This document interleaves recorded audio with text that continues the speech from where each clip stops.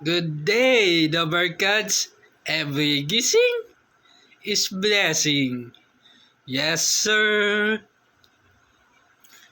Pag-usapan po natin si Tia Marceline Soto, or mas kilala po natin na Baby Mochi. Bininyagan na po si Baby Mochi. Welcome to the Christian world, Baby Mochi. Yeah. Isang ganap na Kristiyano na po si Baby Mochi. Yeah. Hindi siya public, nakita lang po natin siya sa isang post ng The Barkads na walang iba, yung anak po ni Tito Sen, si Ma'am Shara Soto. Nag-share po siya ng mga ilang photos sa kaganapan ng binyag ni Baby Mochi. At isa din po siyang ninang. Ninang Nene, kasi Nene po ang palayaw ni Idol Shara Soto.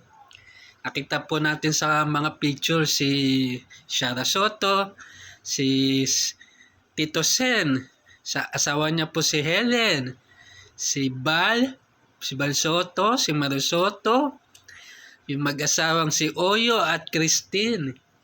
Hindi natin nakita si Ma'am Danica, baka andun din. Wala lang sa picture. Yan. Si Father, syempre andun din. Yan. After nga ng isang buwan ni Mochi ay na pagdesisyonan ng kanyang mga magulang na si Bossing at ni Poleng na binyagan na nga tong si Baby Mochi.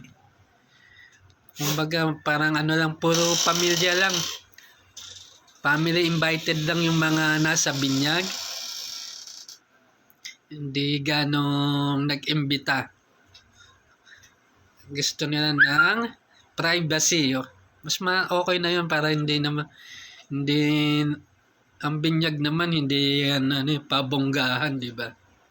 Yan. At mayroong caption sa post ni Ma'am Shara Soto bilang isang ninang. Basahin po natin. I'm so blessed and I'm so happy and blessed to be one of your godmother. Blessed daw siya, happy si Ma'am Shara bilang isang ninang ni Baby Mochi.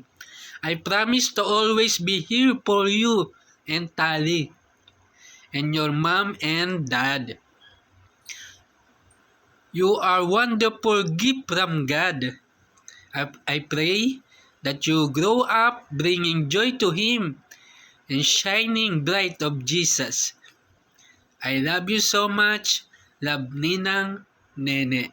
Wow.